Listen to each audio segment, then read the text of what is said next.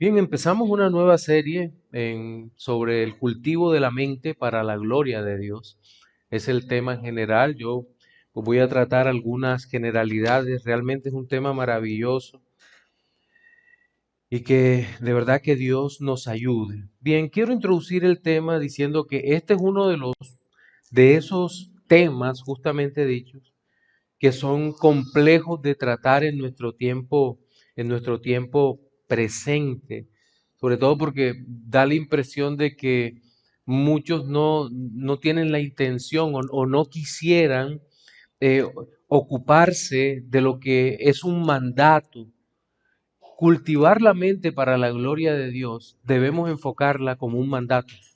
Dios nos ha dicho en la escritura, es bastante claro, y eso está repetido en todas partes, que es un mandamiento. Amarás al Señor tu Dios con todo tu corazón y con toda tu mente, con toda tu alma, con todas tus fuerzas. Es decir, no es una opción que como creyentes tenemos de cultivar o no la mente para la gloria de Dios, sino es una obligación que debemos asumir con todo el gozo, pero con todo el compromiso que esto requiere. Ahora, voy a ocuparme un poco en la introducción, luego vamos a dar la base bíblica y los puntos principales. El reto más difícil de afrontar no es solo lo que podríamos denominar un pensamiento antiintelectualista, porque seguramente ese pensamiento lo recibimos desde el norte, porque es cierto que desde los Estados Unidos y desde Europa nos llegó esa forma de pensar.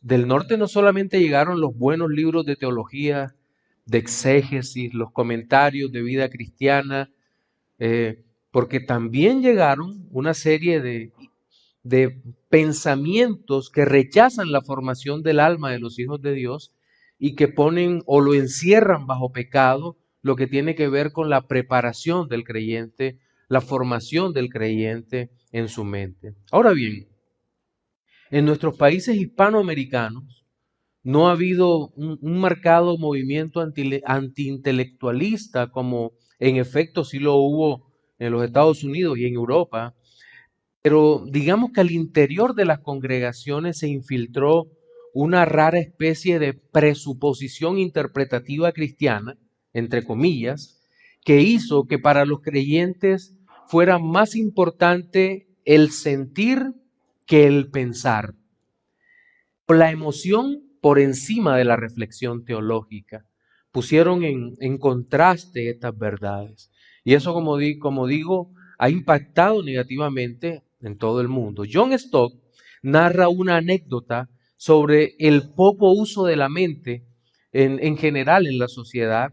Y él dice que alguna vez estaba en el supermercado, esto lo dice en una conferencia justamente sobre la mente cristiana, y dice, yo estaba en un supermercado y estaban dos mujeres conversando y una le dijo a la otra, ¿qué es lo que te pasa? Pareces muy preocupada. Responde la otra, lo estoy. Me preocupa la situación del mundo. Y la primera mujer le dice, tienes que tomar las cosas más filosóficamente y dejar de pensar. No sé en qué estaría pensando, o sea, cómo pudo asociar la filosofía con el dejar de pensar. Pero bueno, ahora bien, desde hace más o menos 25 años, la segunda generación de reformados eh, ha traído por la acción del Espíritu de Dios una refrescante claridad sobre la necesidad de la renovación espiritual, pero siempre mediante el uso de la mente. No puede haber renovación espiritual si primero no pasa por la mente. Por allí entra la palabra de Dios, la predicación, y produce un efecto duradero, visible en nuestras iglesias y en nuestra sociedad. Pero enfoquémonos en nuestras iglesias locales. El uso de la mente va a afectar de una buena manera nuestras sociedades. Entonces, pero como decía, nos enfrentamos al reto de no pensar, no reflexionar, no formarse y tal vez nosotros como reformados hemos sido culpables, un poco culpables, como dice C.S. Lewis, de combatir un error con el error contrario. Es decir, le hemos dicho a carismáticos, pentecostales, algunas veces al catolicismo romano, le hemos dicho, miren, el problema es que ustedes tienen una seria falta de comprensión. Eso puede ser verdad, pero no siempre es totalmente cierto. Como dice Os Guinness, el problema no se soluciona estimulando el intelectualismo solamente, sino confrontando al creyente para que cultiven una mente cristiana. Lo he parafraseado el texto. Entonces, antes de plantear nuestra aproximación al tema, quiero que por favor leamos la base bíblica. Son varios textos, por lo tanto pueden anotar y los que puedan alcanzar la velocidad de buscar rápidamente en la Biblia me siguen para yo no detenerme. Primero, todos los textos que voy a leer están en versión Reina Valera 1960, a menos que indique lo contrario. Primero, Deuteronomio 6 del 4 al 9. Deuteronomio 6 del 4 al 9 dice, oye Israel, Jehová nuestro Dios, Jehová uno es, y amarás a Jehová tu Dios con todo tu corazón y con toda tu alma y con todas tus fuerzas. Nótese el uso de la palabra alma allí. Y estas palabras que yo te mando hoy estarán sobre tu corazón y las repetirás a tus hijos y hablarás de ellas estando en tu casa y andando por el camino y al acostarte y cuando te levantes, y las atarás como una señal en tu mano y estarán como frontales entre tus ojos, y las escribirás en los postes de tu casa y en tus puertas. Luego Isaías 26:3 dice, tú guardarás en completa paz aquel cuyo pensamiento en ti persevera, porque en ti ha confiado. Romanos 12:2 dice, no os conforméis a este siglo, sino transformaos por medio de la renovación de vuestro entendimiento, para que comprobéis cuál sea la buena voluntad de Dios, agradable y perfecta. Antes, Marcos 12:30 dice, y amarás al Señor tu Dios con todo tu corazón y con toda tu alma y con toda tu mente y con todas tus fuerzas. Este es el principal mandamiento. Y finalmente voy a leer, Filipenses 4:8 dice, por lo demás, hermanos, todo lo que es verdadero, todo lo honesto, todo lo justo, todo lo puro, todo lo amable, todo lo que es de buen nombre, si hay virtud alguna, si algo digno de alabanza, en esto pensad. Finalmente, Romanos 12:2. No os conforméis a este siglo, sino transformaos por medio de la renovación de vuestro entendimiento, para que comprobéis, nótese entendimiento y comprobar, cuál sea la buena voluntad de Dios, agradable y perfecta. ¿Qué vemos en la Escritura? Tanto en los evangelios como en las cartas, en el Antiguo Testamento, encontramos que el Señor ha ordenado amarle, ¿cierto?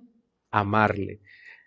Pero este amor es un tema integral, el cual no puede separarse en mil fragmentos, como en muchas ocasiones se pretende, y en esa separación o atomización del ser humano en relación con Dios, se descuida más que todo la mente como realidad inmaterial de la persona.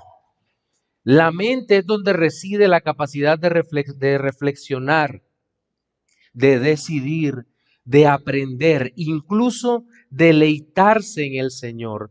Es el aspecto más descuidado de nuestra existencia y nos olvidamos de la necesidad de cultivar toda ella para la gloria de Dios, cultivar toda la mente para la gloria de Dios. De nuevo citando a Stock, él menciona la importancia de la mente cristiana cuando dice, el uso correcto de nuestra mente produce tres beneficios. En primer lugar, glorificar a Dios, a nuestro Creador, pues Él, siendo nuestro Creador racional, que nos hizo seres racionales a su imagen y semejanza, y habiéndonos dado en la naturaleza y en las escrituras una revelación racional, espera que usemos nuestra mente para estudiar su revelación. Al estudiar el universo y leer las escrituras, estamos pensando los pensamientos de Dios como Él quiere. Por tanto, un uso correcto de nuestra mente glorifica a nuestro Creador. En mi exposición de hoy voy a ocuparme de 4 breves temas, 4 encabezados mejor. Uno es el aspecto netamente intelectual del cultivo de la mente. En segundo lugar, la parte moral de ese cultivo de la mente. Un tercer punto tiene que ver con la contemplación del alma, de la mente, para la gloria de Dios, para finalmente ocuparnos de la esperanza final que tiene nuestra mente, que es el regreso de la persona de Cristo. Son los 4 aspectos que voy a tratar. Seguramente alguno de los que nos está viendo dice, ¿por qué está usando la palabra mente, el nous, casi en el mismo sentido de el neuma humano? Porque es lo mismo. El espíritu y la mente es lo mismo. La parte material y parte inmaterial. ¿Recuerdan el texto de 1 Corintios, creo que capítulo 2, que dice, pero nosotros tenemos la mente de Cristo? Justamente se habla de eso. Bien, entonces habiendo aclarado eso, ocupémonos de nuestro primer aspecto, y es el cultivo de la mente para la gloria de Dios, la dimensión intelectual. Dimensión intelectual. Y yo creo que todos nos hemos dado cuenta que las grandes civilizaciones del mundo se caracterizaron por incentivar entre los suyos una mente capaz de entender los misterios del universo, pero también una mente que fuera capaz de innovar y aprovechar ese conocimiento para una vida mejor. Sin embargo, los grandes avances que ellos lograron no siempre beneficiaron a la mayor parte de los gobernados por ellos. Por ejemplo, en Egipto, China, India, prefirieron, como bien lo reseña Vishal Mangalwadi, construir tumbas que hacer canales de riego. Es decir, es un contraste extraño, ¿verdad? Prefiero hacer una tumba en honor a la mujer que amé, el gobernante aquel que construyó en Agra el Taj Mahal, construye en honor, wow, qué romántico, pero murieron muchos porque no se hicieron canales de riego que llegaran hasta las plantaciones. Es decir, hay un uso equivocado de la mente en ese sentido. Ahora, esta clase de pensamiento es el que no puede llegar hasta nuestras vidas o no podemos simplemente aceptarlo como algo normal, que un gobernante de las naciones o de la nación o de cualquier lugar prefiera estructurar un culto de su imagen, a su personalidad antes que beneficiar a los demás. Entonces, ese pensamiento no puede llegar hasta nosotros, por ningún motivo lo podemos permitir, porque el amor no se trata únicamente del amor a nosotros mismos, sino que la mente enfocada en Dios inicialmente debe enfocarse en Él. Ahora bien, el Señor hemos dicho que en sus mandatos ha ordenado que cultivemos la mente. Entonces, Él ha dado mandatos para que sean guardados. La ley de Dios no es para que sea violada, sino para que sea guardada. Si nosotros vemos el primero de los textos, Deuteronomio, ¿se acuerdan? 6 del 4 en adelante, vemos que hay una ordenanza clara de parte de Dios para su pueblo. Escucha, oh Israel. Y luego dice, aprende la ley, anótala en las columnas de tu casa, en todas partes, y enséñala a tus hijos, enséñala. Que estos preceptos debían ser claramente enseñados. La mente es cultivada a través de la enseñanza de los preceptos divinos. Eso tiene que estar claro en nuestras vidas. La mente es entrenada. En el contexto de ese primer pasaje que leímos de Deuteronomio, recuerden que es llamado el segunda ley o libro de la segunda ley, y cuando empieza la primera página de Deuteronomio ya han pasado 38 años. Saltamos 38 años desde el final de Números casi hasta el principio de Deuteronomio. Toda aquella generación muere en el desierto por la rebeldía, ¿se acuerdan? Regresan los 2 espías, 10 dan un pésimo informe y solamente 2, Josué y Caleb, le creen a Dios y dan un informe correcto y ellos se quejan de que los hijos van a morir y el Señor lo que hace es que los pone a vagar en el desierto como castigo durante 40 años, también los pone a arrepentirse allí y la siguiente generación es la que va a conquistar Canaán. Bueno, a esa generación, la ley que previamente había sido dada en Éxodo capítulo 20 del 1 al 17 para el pueblo que sale de Egipto, ahora es recordada a una generación que no había salido prácticamente de la esclavitud, que no había vivido como esclavos, pero que habían vivido en el desierto. Y a ellos les dice, esta ley la vas a guardar ahora que vas a entrar a conquistar, pero recuerda algo, a tus hijos también le vas a enseñar la ley. Es decir, vas a entrenar su mente, vas para que ellos puedan vivir acorde con el precepto divino. Ese precepto iba a guiar el camino de los conquistadores. La santa palabra de Dios los iba a guiar y les iba a permitir memorizar el precepto y que el pueblo pudiera vivir de acuerdo a esa voluntad. Ahora, he hecho mención de la memorización. Sí, para cultivar la mente debemos esforzarnos en memorizar la palabra de Dios.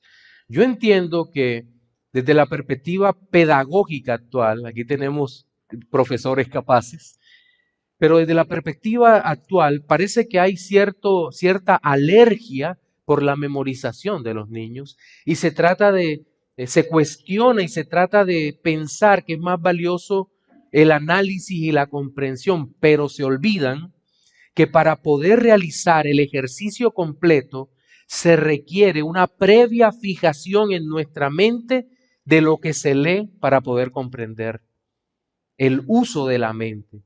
Claro, lo que no es recomendable es como muchas veces se enseñó en el pasado, que era una enseñanza bastante agresiva. Si no memorizas esto, pues había un castigo. No, hay que estimular de otra manera, pero no se debe dejar de estimular la memoria. El pueblo de Israel desarrolló un nivel de memoria que superó con creces al de las demás naciones del cercano oriente. Pero no debemos olvidar que muchas veces se idealiza esto, porque muchos han llegado a decir, no, es que Israel memorizó toda la Torá, todos los 5 libros, el Pentateuco fue memorizado. No, eso es una especie de mito o de idealización de la cultura hebrea. Eso no es tan así como nos lo quieren hacer entender. No, por esa razón, porque no era tan así, en el tabernáculo los sacerdotes repetían continuamente la ley. Tenían copias de la ley escrita. Se memorizaba el decálogo, era obligatorio leerlo. Pero los 633 mandamientos era casi imposible que todos los memorizaran a todo el tiempo. Es un ejercicio complejo. Algunos tendrían una mente superior y podrían memorizarlo. Luego se enseñó en el templo y en la sinagoga. Los rabinos se encargaban de ayudar a memorizar estas verdades, pero leyendo la palabra de Dios. Entonces, digamos que estos hombres alcanzaron un mayor grado de alfabetización, de memorización y en consecuencia un mejor análisis de la palabra de Dios que le permitió un mejor conocimiento de la voluntad de Dios al resto de las culturas que los rodeaban. Pero este mandato también debía ser meditado para cultivar la mente. De esto hemos hablado bastante. El ejercicio de la memoria sería incompleto, o de la memorización mejor, sería incompleto si los hombres y las mujeres no meditaban lo que estaba guardado allí. Lo que ha sido guardado en sus almas, en sus mentes, tenían que ser meditados. No existían las imprentas, entonces el creyente meditaba en la ley de Dios. El rey David es un claro ejemplo de eso, cuando dice, ¿cómo amo yo tu ley? Y en ella medito día y noche. Se meditaba en el contenido de la ley, así se cultiva la parte intelectual también, pero es un hecho que nosotros no podemos meditar lo que no memorizamos o no tenemos al frente. Hoy tenemos la Biblia y yo creo que eso es maravilloso tener la Biblia impresa y sin prohibiciones, pero a veces tener esta Biblia no nos permite meditar, porque para meditar necesitamos tener la palabra allí, pero a veces vamos viajando o algo y se nos olvida el texto que queremos memorizar. Por eso recomiendo que memoricemos grandes partes de la Biblia y de otros textos. Bien, entonces hasta aquí nuestro primer punto, que tiene que ver con la dimensión intelectual. Pero cultivar la mente tiene también una dimensión moral. Los mandatos fueron dados para obedecer, habíamos dicho. El mandato tiene una cantidad de aspectos morales que no se pueden obviar y es obligatorio obedecer todo aquello que el Señor ha ordenado. Se entiende entonces que los mandamientos dados por Dios fueron dados en un lenguaje comprensible. Dios no nos dio un mandamiento en una clave difícil que nosotros tengamos que hacer un esfuerzo triple del intelecto. No, es un mandamiento claro. Amarás al Señor tu Dios con todo tu corazón, con toda tu alma y con toda tu mente. Es un mandato claro, que es donde nos habla que debemos, lo que debemos hacer. Es un elemento comprensible. Todos los elementos de la ley son entendidos por una mente normal, como la de cualquiera de nosotros. Ahora, entendemos que no podemos cumplir la ley de forma perfecta debido a la imperfección del ser humano, debido a la caída. Pero hay un asunto, la caída no es una excusa que nos permita obviar el requerimiento divino y presentarnos delante del Señor bajo el pretexto de la total depravación. Ay, Señor, yo no guardo tu ley porque tú sabes que yo soy una criatura caída e imperfecta. No, eso no es una excusa. Para nada nos sirve. Nosotros no podemos desobedecer a Dios porque tal actitud acusaría nuestro propio corazón y nuestro ser de incredulidad, falta de amor y rebelión contra el Señor. Entonces, no podemos de ninguna manera usar eso como excusa. Con la encarnación de Cristo y por supuesto su obra finalizada, las obligaciones morales de los hombres, principalmente de los creyentes, frente a la norma santa, no disminuyen, sino que al igual que antes, estamos obligados a cumplir de manera perfecta el mandamiento.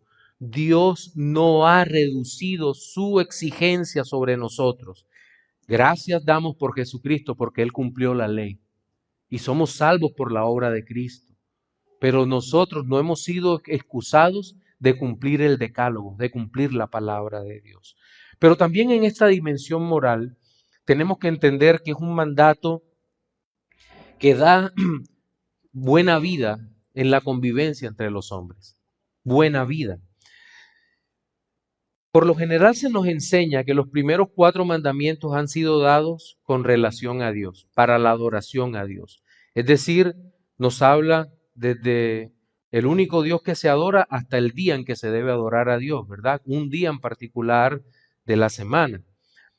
Los últimos 6 regulan nuestra relación con el prójimo, aunque sabemos que el Señor juzga al hombre cuando afecta a su semejante, que ha sido creado a imagen y semejanza de Dios. Toda la ley, no solo el decálogo, no solo el 10 mandamientos, se trata en primer lugar de la relación con el hombre y debe estimularse una sana convivencia en amor con los demás, incluidas aquellas situaciones en donde tendremos que alejarnos de algunos individuos cuya forma de vida es contraria a la ordenada por el Señor. El proceso de reflexión mental que se basa en la Santa Ley nos debe llevar a una buena vida que glorifique al Señor, aunque esto no signifique que vamos a dejar de padecer dolor, sufrimiento y en ocasiones conflictos muy fuertes en nuestra propia existencia. Pero también este mandato de amar a Dios con todo el alma promueve la excelencia moral de los hijos de Dios. El Señor Jesucristo advirtió a sus discípulos que nuestra justicia debería ser superior a la de los fariseos y religiosos en general.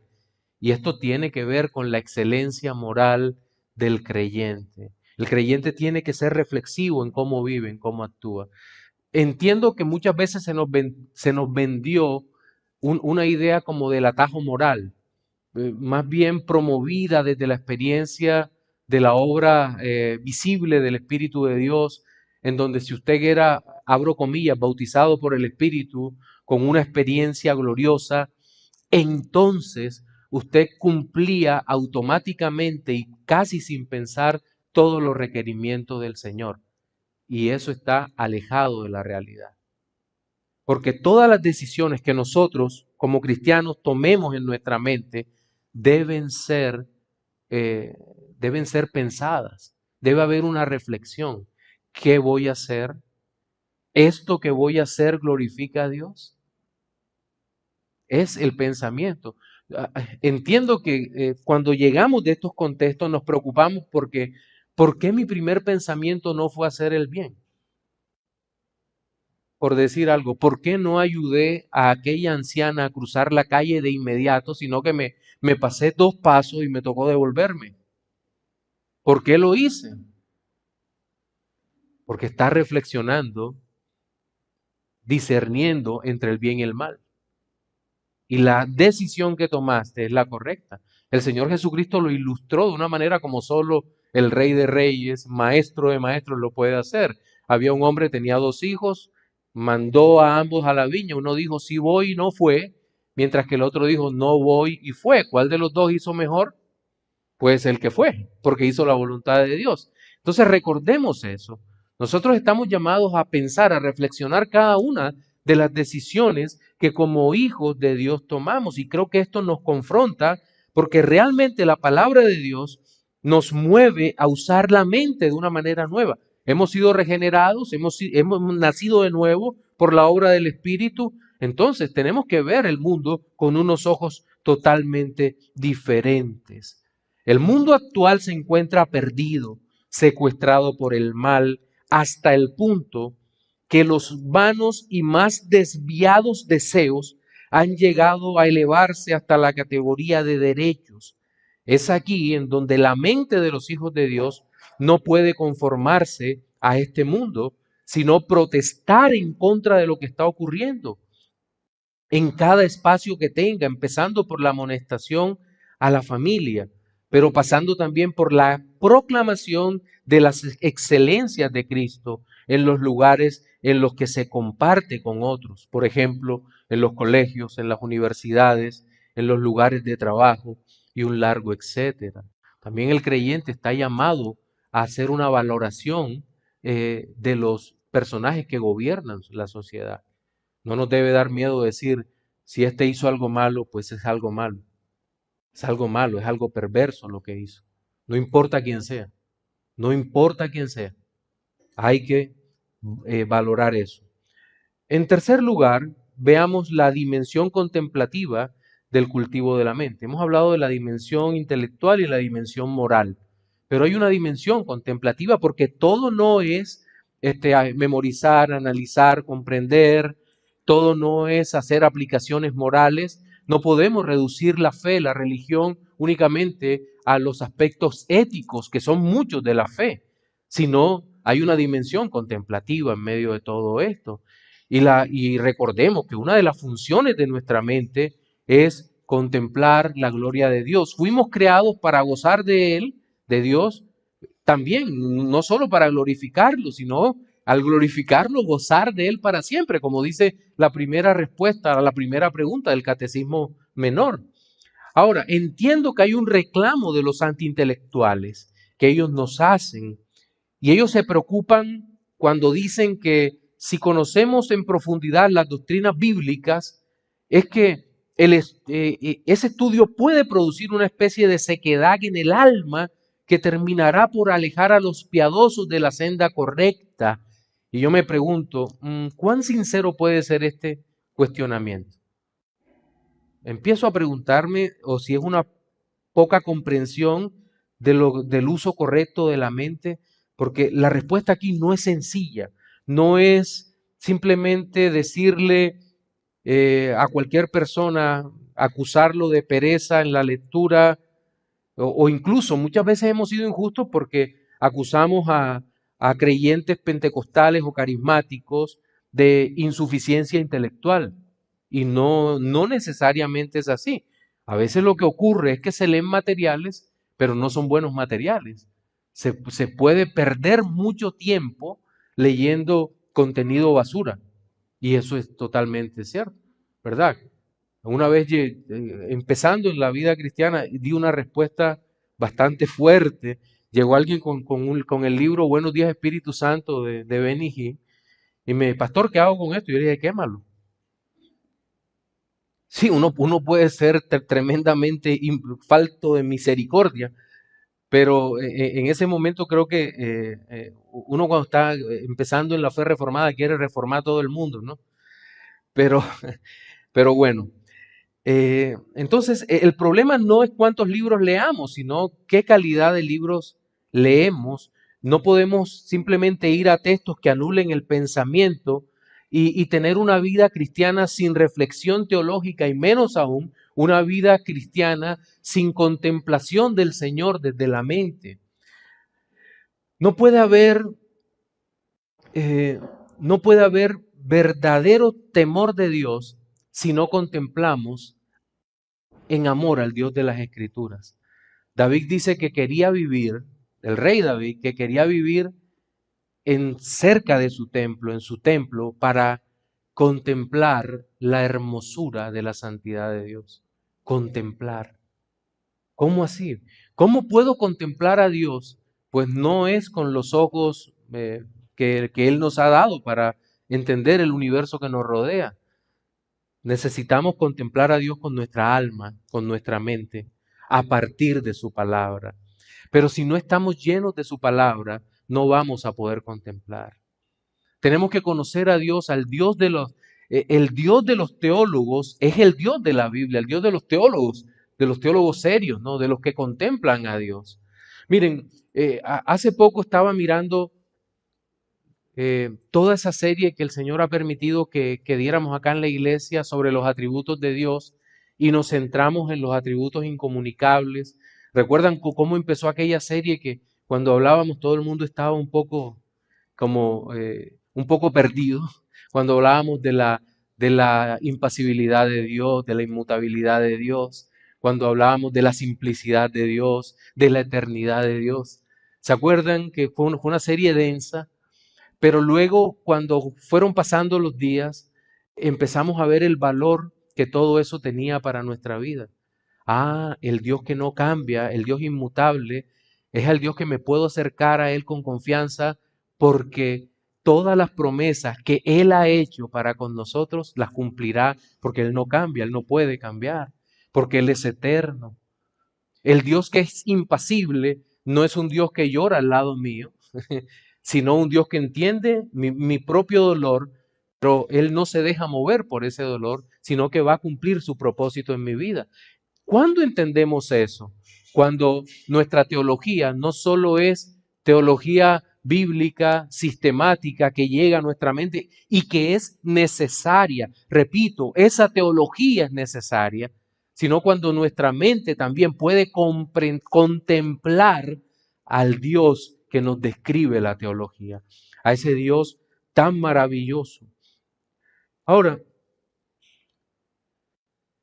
creo que hay límites intelectuales que nosotros debemos entender.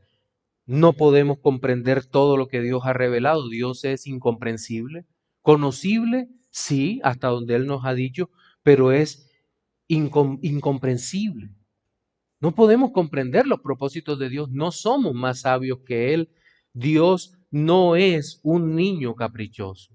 Dios es el Dios todopoderoso, el Dios santo, el Dios fuerte, y nosotros no somos todopoderosos, no somos totalmente capaces de comprender, nuestra mente es finita. Ahora, un buen punto para empezar a contemplar al Señor es usar la mente para contemplar la redención eterna en Cristo. Todas las doctrinas expuestas en la teología presentan un orden maravilloso que nos permiten estudiar cada aspecto de la redención y la existencia de Dios, pero también desde el aspecto contemplativo. No olvidemos que el propósito de nuestra existencia también es que contemplemos a Dios con una mente regenerada. La mente cristiana piensa en la gloria de Dios, contempla los aspectos más hermosos de la redención en Cristo, y no solamente empezando en la encarnación, sino que se remonta a las alturas del decreto eterno de Dios. Trata de ver el pacto intratrinitario, aunque no lo comprenda, donde el Padre decreta eternamente la redención que el Hijo va a ejecutar en un tiempo preciso en la historia, y el Espíritu Santo de Dios va a ejecutar en los corazones, haciéndonos creer, dándonos fe. El creyente no pretende, como los sabios griegos, encontrar la piedra filosofal que le permita la comprensión de toda la verdad, sino que con humildad pide en oración o pedirá en oración la iluminación de su alma para que de esta forma encuentre el propósito de tal revelación que ha sido dada a los hombres. La vida de nuestro Señor y Salvador Jesucristo ha sido y es estudiada con gran detalle por ser Él el autor de eterna salvación, pero también por ser la fuente de todo lo bueno. La vida perfecta del Mesías es motivo de piadosa contemplación. Su obra ha producido, y aún hoy lo hace, las más hermosas doxologías, es decir, aquellos cánticos de alabanza para la gloria de Dios. ¿Cuándo se producen esas doxologías? Pues cuando el alma, cuando la mente se entrega a la contemplación ordenada de la gloria de Dios. Y nótese que he dicho contemplación ordenada de la gloria de Dios, porque no podemos hablar de una adoración de Dios en un desorden que Dios no ha ordenado. Pero la mente también contempla, bueno, hemos dicho que contempla a Dios, contempla al Hijo y al Espíritu, pero también contempla la obra de Dios. Es decir, contempla la providencia divina. El desarrollo del decreto eterno de Dios es realizado a través de la providencia divina. Y creo que una de las más grandes herencias que los puritanos han dejado para nuestra generación es la contemplación de Dios desde la mente cristiana.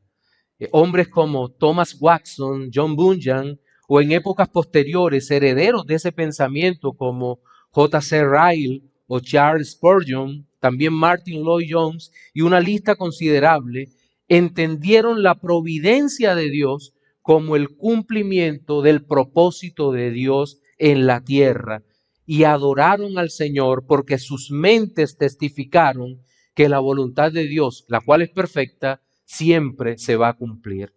Ahora bien, contemplar a Dios en el presente no significa aceptar el mundo malo encerrado en nuestro cuarto.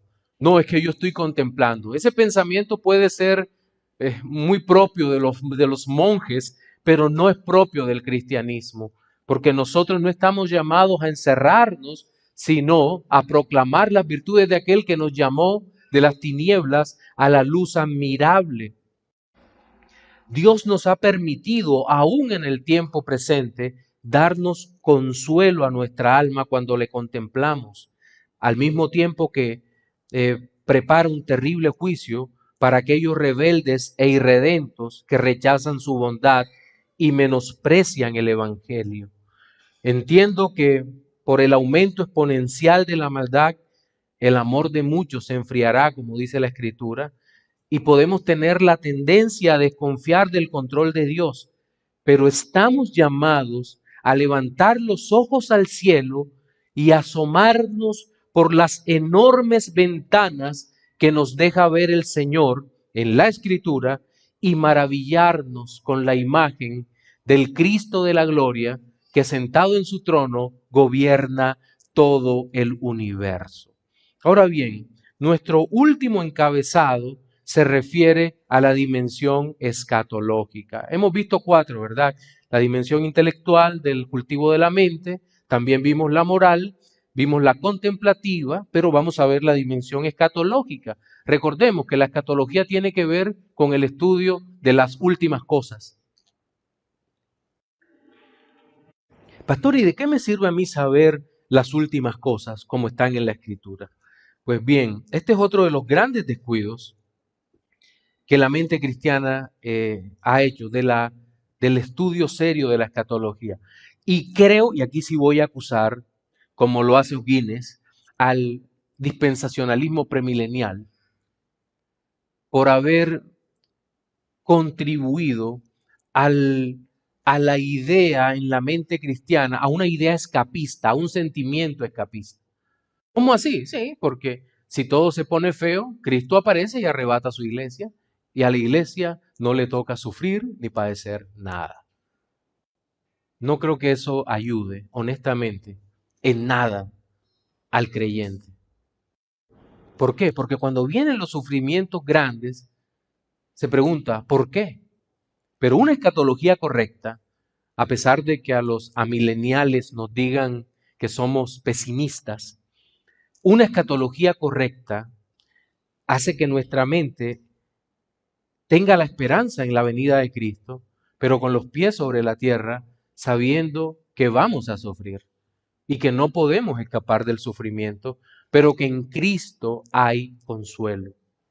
Que todos los consuelos de Cristo están disponibles para la iglesia cuando oramos, cuando lo pedimos, en fin, cuando vemos todas estas cosas. En la Biblia entendemos que el Señor nos ha prometido la vida eterna, que nos ha dado vida eterna.